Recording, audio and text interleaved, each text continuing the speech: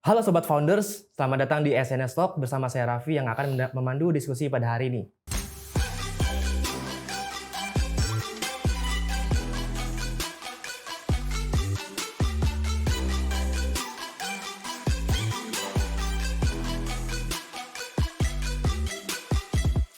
Hari ini kita akan membahas tentang idea validation to reach market fit, dan kita sudah kedatangan narasumber yang keren banget. Beliau ini adalah CEO dan founder dari Locafor Studio, Mas Andri Widyastama. Selamat datang, Mas. Terima kasih sudah diundang.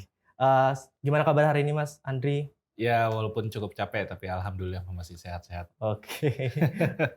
Mungkin bisa diperkenalan dulu, Mas Andri ini siapa, juga bisnisnya apa aja yang dikerjain sekarang ini? Oke, saya Andri, mungkin ya saya pebisnis lah ya dari 2010-an.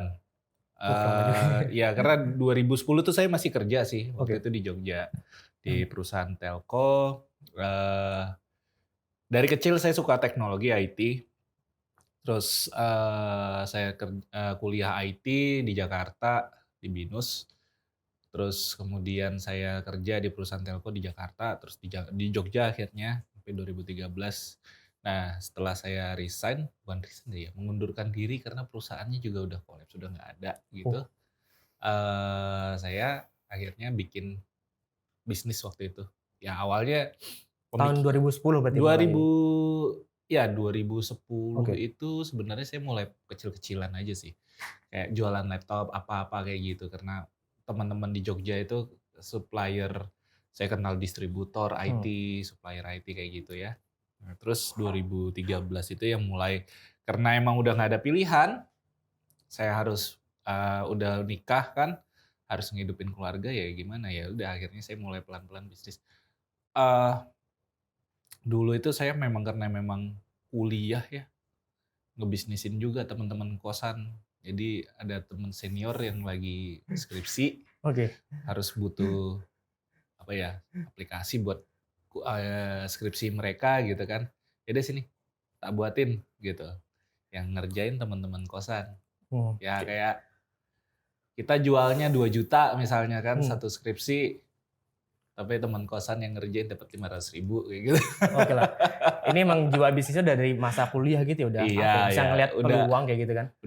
udah ngelihat sebenarnya, oh ya oke, making money lah intinya, Oke lah. cuan-cuan gitu Cuan-cuan loh. tipis lah ya kan? Nah terus, ya 2013 keinget lagi kan, wah gue dulu pernah kayak gini, masa ya nggak bisa buat lagi kayak gitu. Ya ada Hmm. beberapa akhirnya kenal, orang-orang yang dulu di Jogja gitu kan, "Dri butuh website nih, bikin ini, sistem ini, sistem ini."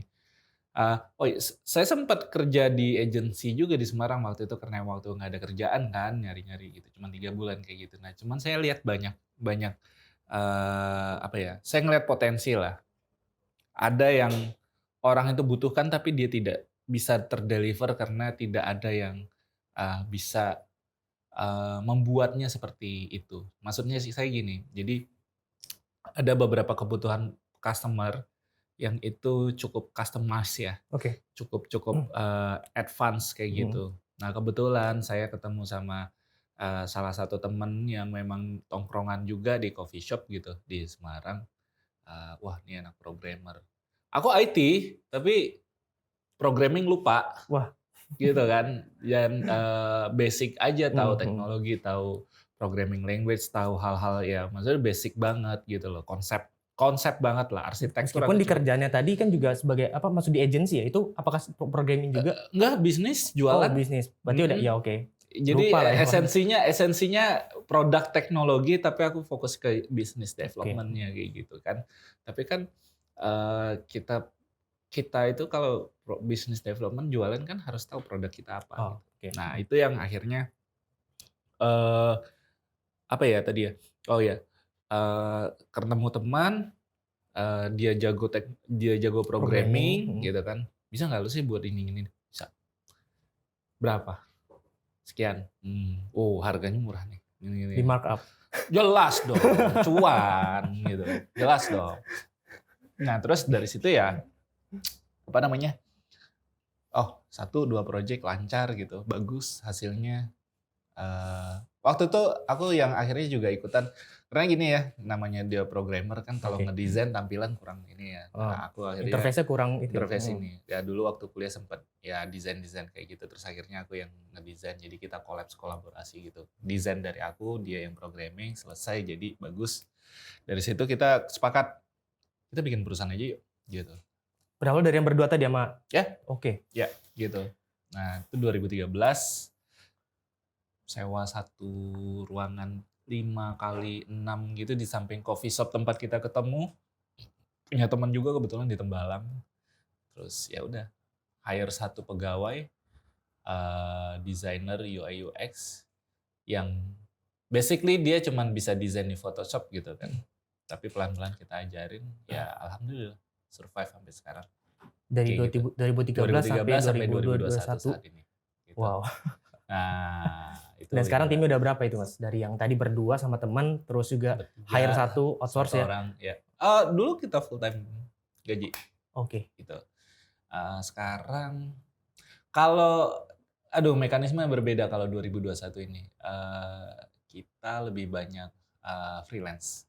Jadi Oke. mungkin nanti aku bisa cerita sistemnya. Yang mungkin full time employee itu mungkin hanya 3-4 orang gitu kan. Termasuk aku menggaji diri sendiri gitu. Tapi engineer semuanya kita prinsipnya syariah, atau kalau prinsipnya rumah makan Padang. Rumah makan Padang itu semua pegawainya mulai dari yang melayani sampai ke, kebetulan saya orang Padang kan. Melayani sampai yang cuci piring di dapur segala macam. Semuanya itu bagi hasil per hari dari hasil penjualan. Menarik. Nah, Ya. prinsip itu sebenarnya yang aku pakai gitu. Oke. Engineer, programmer, designer, semua yang terlibat dalam technical development sebuah project kita profit share. Oke, berarti nih dari background-nya Mas Andri ini kan tadi awal dari bisnis ya, juga fokus ke produk dan akhirnya bisa 2013 bangun bisnis sendiri Locafor dengan temennya itu. Nah, saya mau tanya Mas, kira-kira kenapa harus idea validation gitu? Kenapa ini menjadi penting sebuah startup untuk paham tentang idea validation? Oke. Gini, pada saat saya ngebangun IT consultant itu idea validation saya simple dan sederhana. Bisnis model ini cukup ya jasa ya, dan itu B2B. Kalau kita ngomong teknologi, ya pada dasarnya makin maju waktu, teknologi akan maju. Itu sebanding lurus. Pada saat teknologi makin maju, manusia kebutuhan akan teknologi makin tinggi. Nah, di titik ini yang namanya sebuah bisnis, namanya perusahaan, klien, itu segala macam, baik itu pemerintah mau itu swasta, ya udah kejar-kejaran waktu dengan teknologi. Kalau kamu tertinggal ya kamu akan tertinggal. Akan mati ya kan? Ya, itu hal sederhana bahwa teknologi jelas dibutuhkan. Tinggal persoalan adalah seluruh perusahaan teknologi produk market fit-nya simple deh, sederhana. Ya karena itu tadi kebutuhan akan teknologi, manusia demand-nya. Sama kayak misalnya bisnis properti. Kebutuhan dasar manusia kan juga ada apaan? Bisnis makanan, ya kebutuhan dasarnya jelas makanan. Fashion jelas, gitu kan? Nah sekarang tambahan ya kebutuhan dasarnya manusia teknologi juga, gitu loh. Udah bukan tersier lagi kayak zaman dulu. Orang handphone itu kan tersier misalnya. Kalau sekarang kayak kamu nggak punya handphone ya kamu keluar dari sosial gitu, kehidupan sosial akhirnya.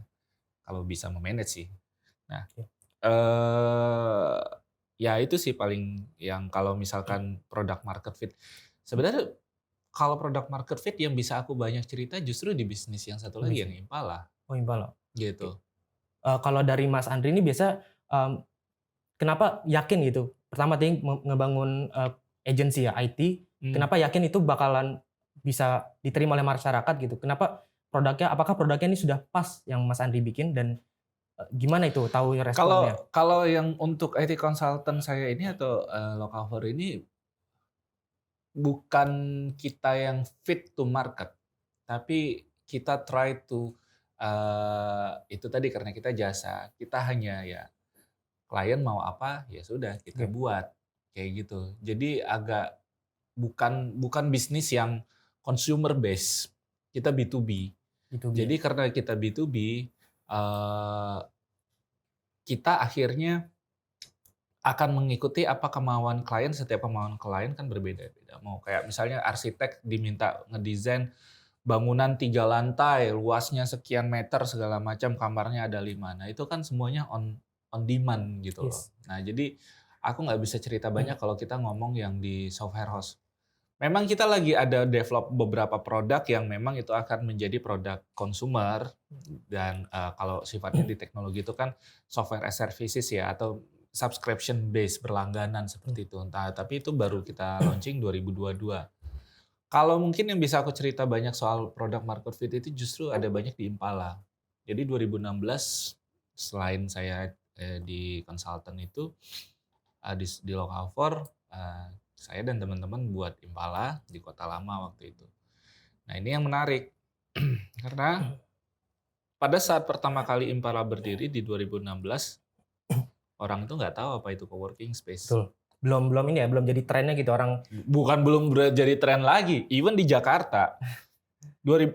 Sebenarnya coworking space itu di Jakarta ada dari 2011, namanya Koma. Kalau saya bilang Koma itu berdiri di bisnis yang benar tapi di momen yang salah. Oke. Karena market juga belum tahu Belum siap, apa itu, iya, belum paham. Betul. belum paham apa itu coworking space, apa Jadi emang perlu kebutuhannya. diedukasi dulu ya biar Itu jadi majority dulu. Jadi proses yang kita lakukan edukasi pertama dulu. Sederhana. Orang paham apa itu coworking space. Tinggal nanti interpretasi mereka coworking space itu apa terserah mereka. Kayak gitu. Jadi dari situ kita share dulu dengan cara kita harus ngumpulin orang-orang yang potensial sebagai market share kita atau user kita. Siapa? Oh, kita sudah menentukan waktu itu user Impala ini atau yang potensial jadi member kita adalah 21 tahun ke atas sampai 35. Ini yang emang kita sempitin. Dulu aku kebetulan di business development-nya. Jadi aku emang sempitkan marketnya di sekitar range umur segitu ya? Ya, karena itu yang sifatnya berpikirnya gini. Kita itu kan menyediakan properti untuk startup atau bisnis baru, atau mungkin teman-teman mahasiswa untuk bisa kerja bareng kayak gitu. Dan ini lebih murah daripada mereka harus nyewa sebuah properti, ruko, dan long term. Karena di coworking space kamu bisa hitungannya harian, bisa hitungannya bulanan, atau bahkan jam-jaman kayak gitu loh. Nah, value added yang mungkin paling utama yang aku lupa sampaikan adalah ya kita tuh menyediakan ekosistem sebenarnya buat teman-teman member ini.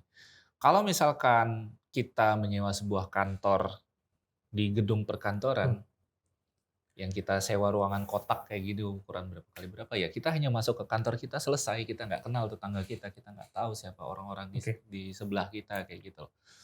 Nah kalau di coworking space secara konsep itu sudah terbuka, bekerjanya terbuka, jadi harapannya orang bisa mingle ya, bisa ngobrol kayak gitu loh.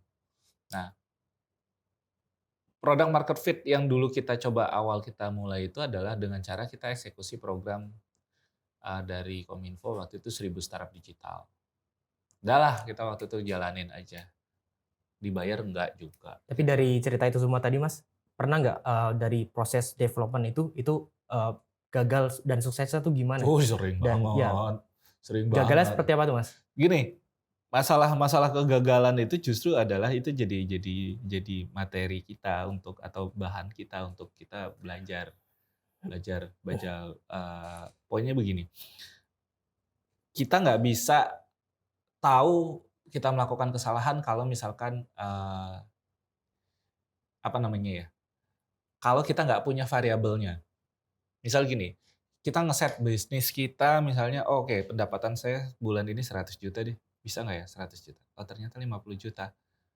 Tetap sebuah pendapatan kan? Betul. Ternyata 50 juta itu nggak cukup untuk ngebiayain operasional. Betul. Nah itu, apa yang salah? Saya sudah melakukan apa? Strategi apa yang sudah saya lakukan? Promosinya apa? Caranya bagaimana? How to-nya seperti apa? Nah itu dari situ evaluasi. Oh ini salah, kayak gitu. Dari situ kita buat bulan berikutnya ya kita pelajarin dari kesalahan itu kira-kira apa yang bisa kita modifikasi. Karena kalau kita nggak pernah merasa apa ya, ya bisnis itu nggak ada lah yang aku bikin bisnis ini naik terus. Wah, Dan mustahil ya kalau mustahil, nggak ada gitu loh, mustahil. Dan justru kita sebagai pebisnis mesti siap yes, mental. Suatu saat bisnis akan turun. yes. Dan sumber daya juga harus siap ya, Betul, daripada collapse ya kan. betul, gitu loh. Dan kalau dari Impala tadi ya, itu gimana Mas Andri ini bisa tahu kalau oke di set umur sekian sampai sekian dan ini pasti benar nih, apakah ada kesalahan dan improvisasi kayak gitu? Pada dasarnya sebenarnya kita mempelajari dari apa yang sudah ada di beberapa kota dan negara lain ya. Karena coworking space yang kita tahu itu datangnya dari Silicon Valley. Betul. Marketnya memang untuk orang-orang startup. Memang research dulu ya. Betul. Pertama kita harus research dulu gitu loh. Dan sesederhana kita cuma buka laptop, klik google.com, Searching. coworking space. Dah, baca itu. Gitu. Takes time lah, 2 jam, 3 jam hanya khusus untuk riset kayak gitu.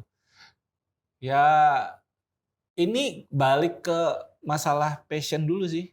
Kalau ternyata teman-teman pebisnis ternyata, oh saya jualan baju deh. Tapi dia nggak passionate terhadap fashion, useless. Dia hanya berpikir nggak bahwa inline sama yang hobi ya, dia mungkin. gue hanya dagang gitu. Betul. Nggak dapat feel-nya. Nggak dapat feel-nya gitu. Jadi kalau mau riset sesuatu ya tetap akan hilang kayak gitu.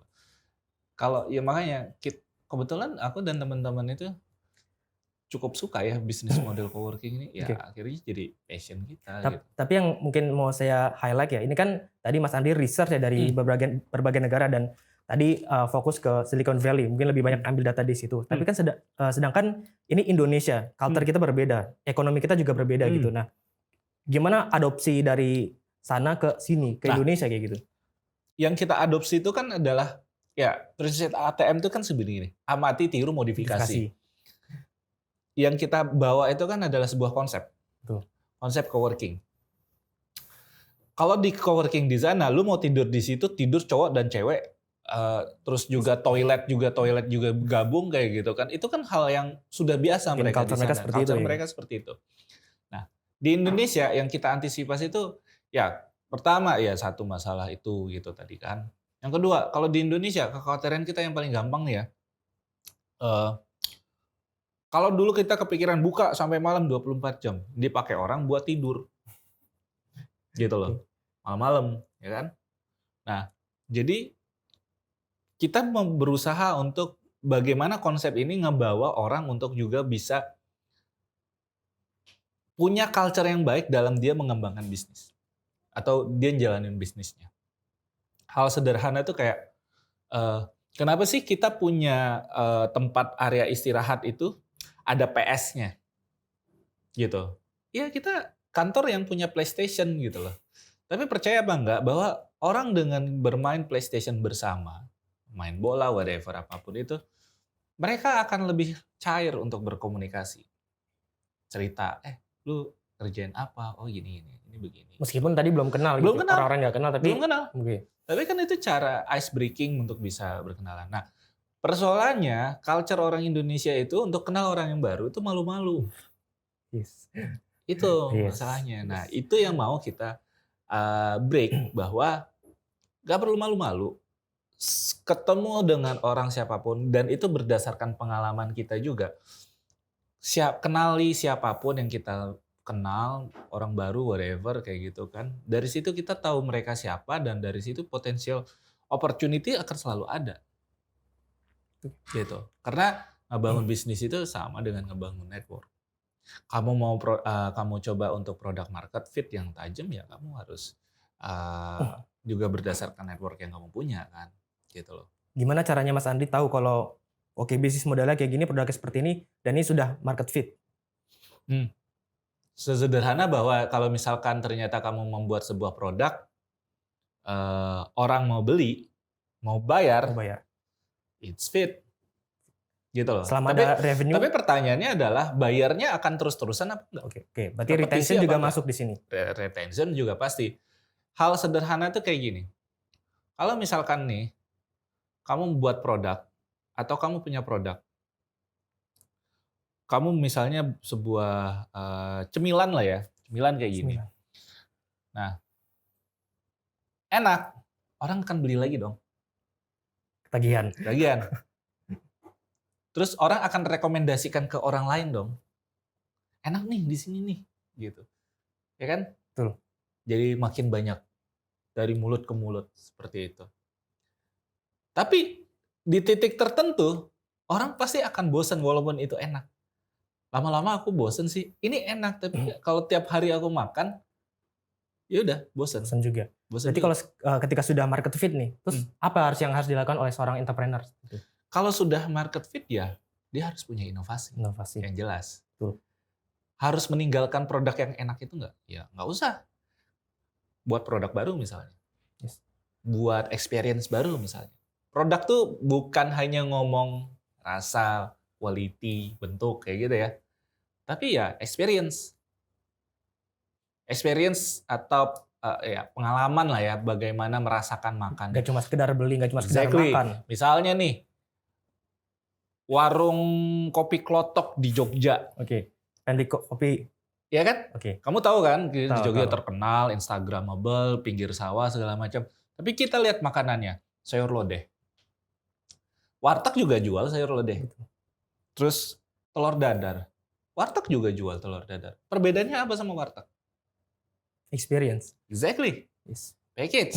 Atau bagaimana dia mengemasnya. Dan dia menjualnya. Dan dia mensosialisasikannya. Tapi kan produknya sama.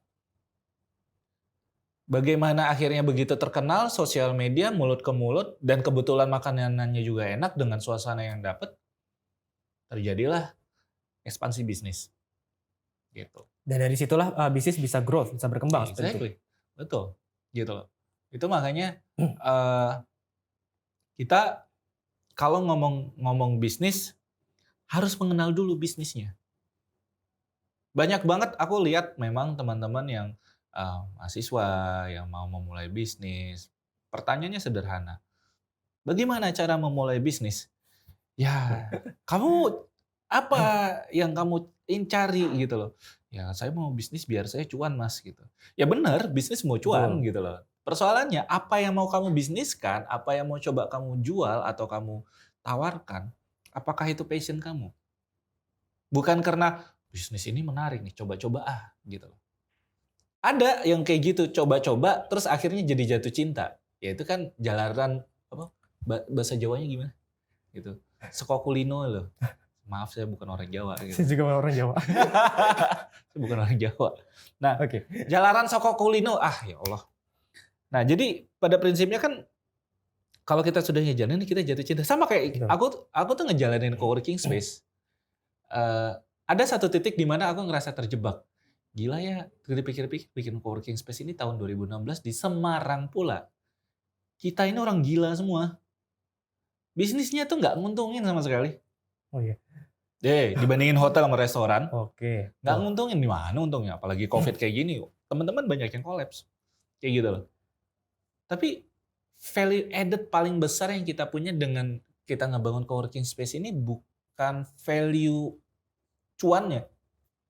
Ada value lain yang akhirnya memberi manfaat bisnis-bisnis unit yang lain. Tapi ketika awal membangun Impala ini, itu problem apa yang pengen di-solve oleh Mas Andri dan kawan-kawan? Ini salah satu arah kita, kenapa kita bikin coworking space. Saya, Mas Gatot, Mas Khaled waktu itu,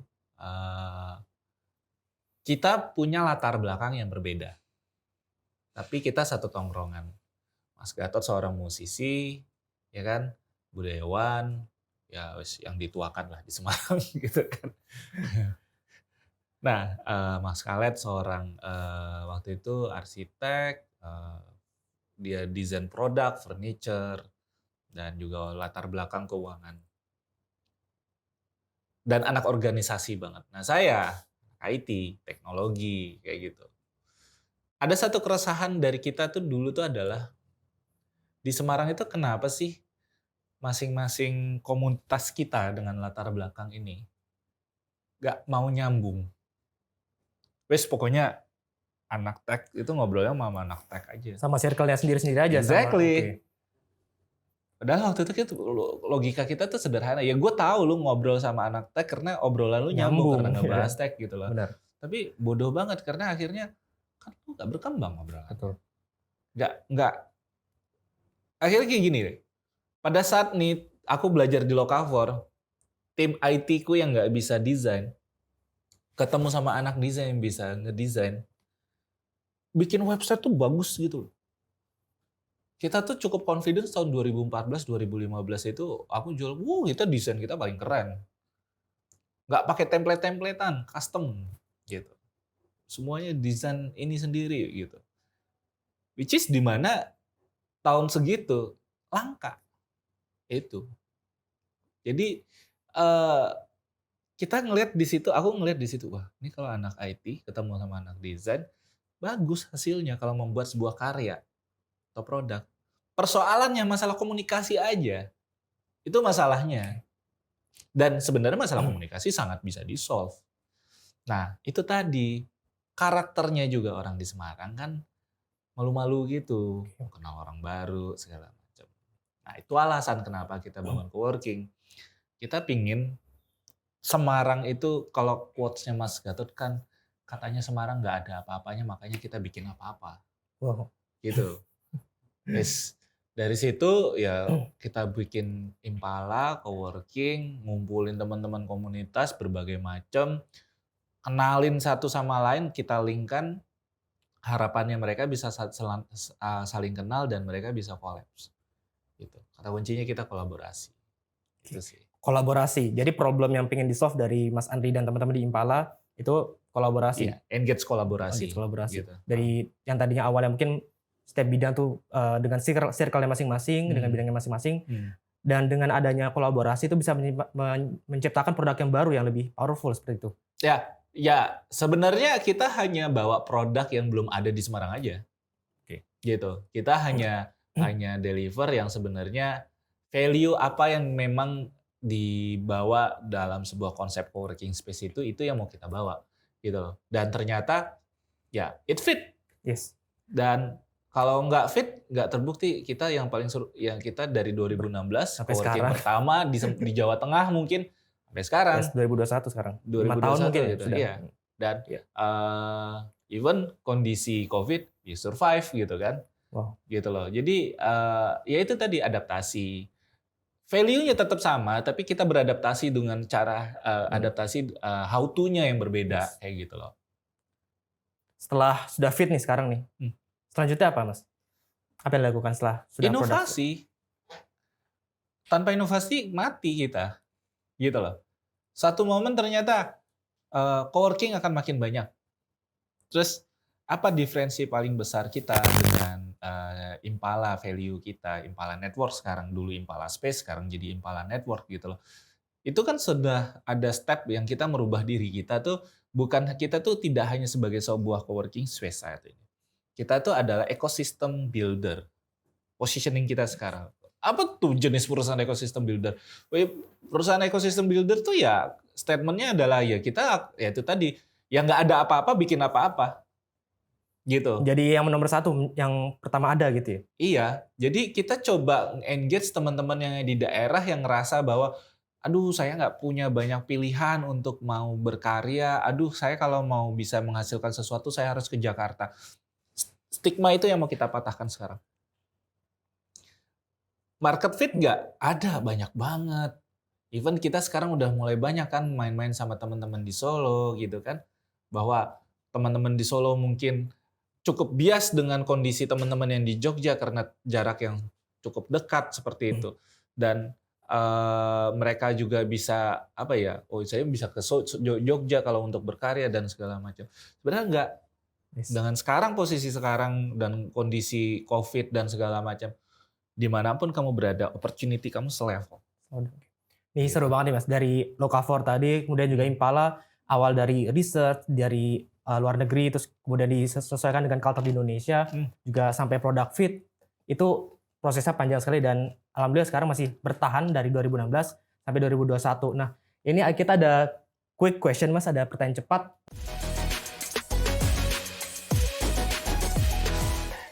Oke, kita ada quick question ya Mas. Ya. Bisa dijawab cepat tanpa mikir ya Mas ya. Oke. Ya.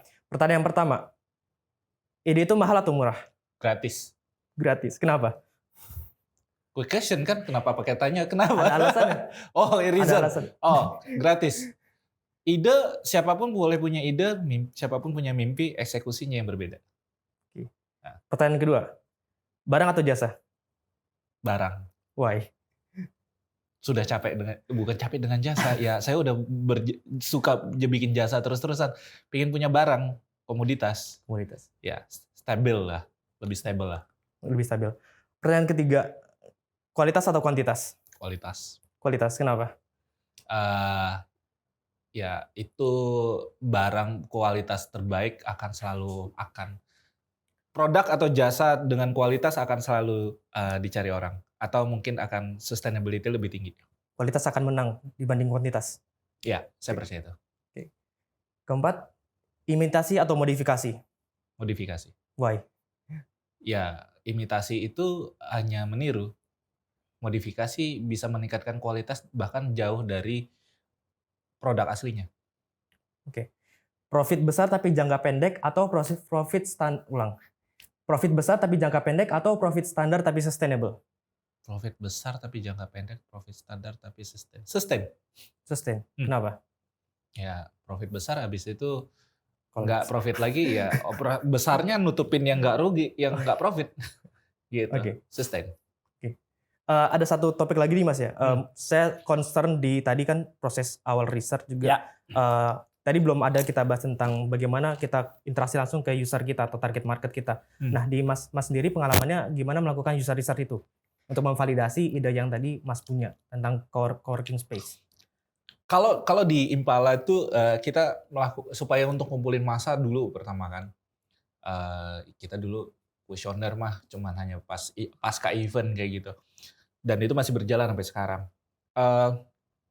Tapi kalau dulu kita ngumpulin orang, caranya adalah menarik mereka dengan satu program besar sangat menarik, entah acara musik, bikin band-band show segala macam di lokasi kita. Ya, lucu juga kan bikin live gig gitu di rooftop lantai 2 gedung Belanda di Kota Lama. Nah, itu kan kita udah bikin campaign-nya, udah bayar 20.000 masuk kayak gitu. Nah, ketemulah sama anak-anak muda itu, dan kita ngobrol, apa ini Mas Impala? Ini adalah coworking space, tempat anak muda keren di Semarang, kayak gitu kan ceritanya dulu. Campaign-nya kayak gitu. Nggak jual makanan Mas, nggak ada menunya.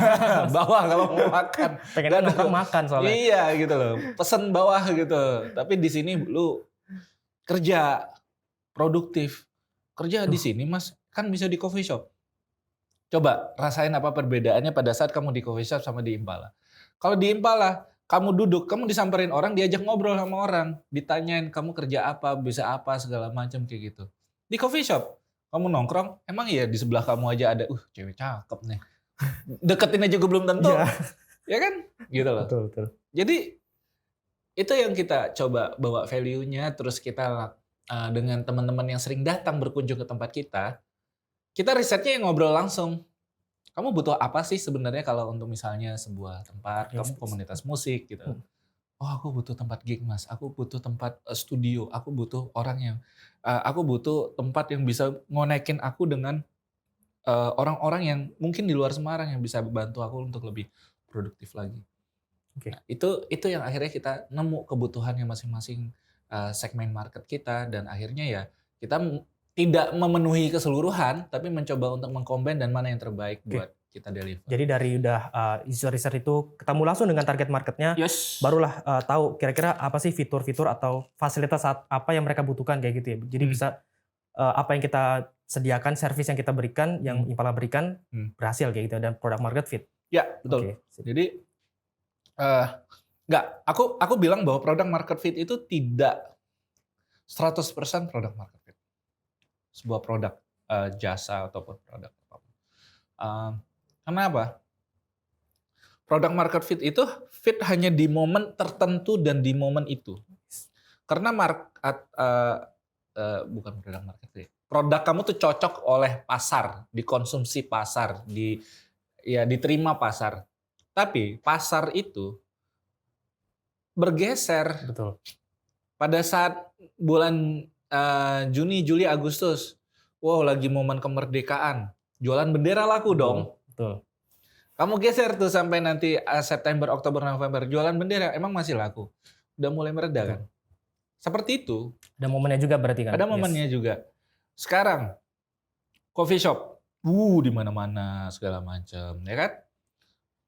Covid, Pandemi. Lockdown.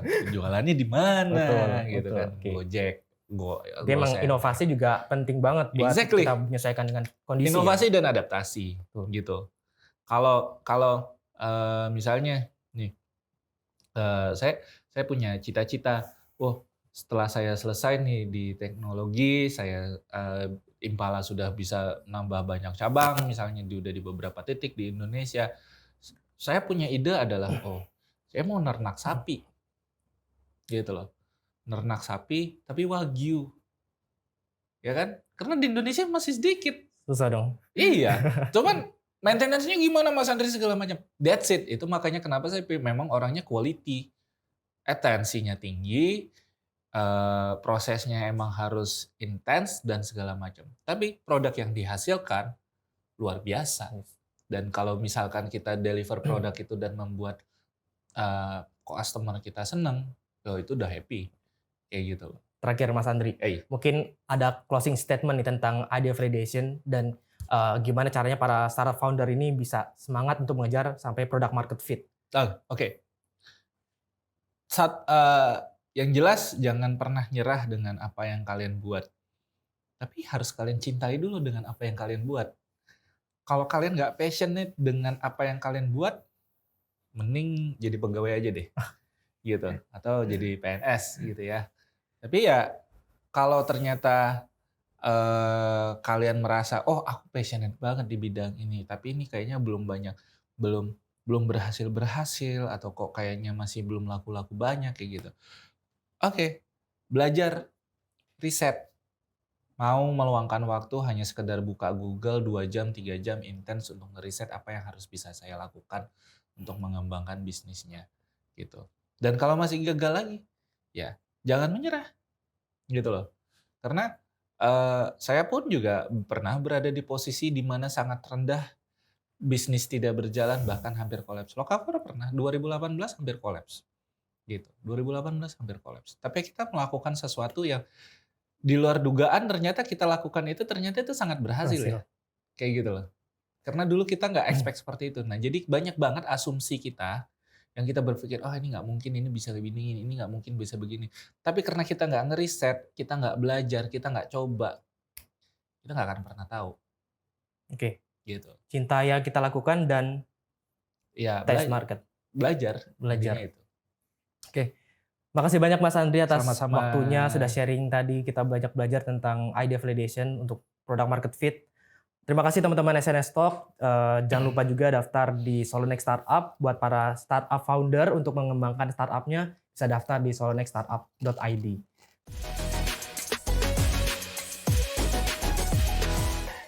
Oke, sekian SNS Talk pada hari ini. Sampai jumpa. Thank you, Mas. Thank you.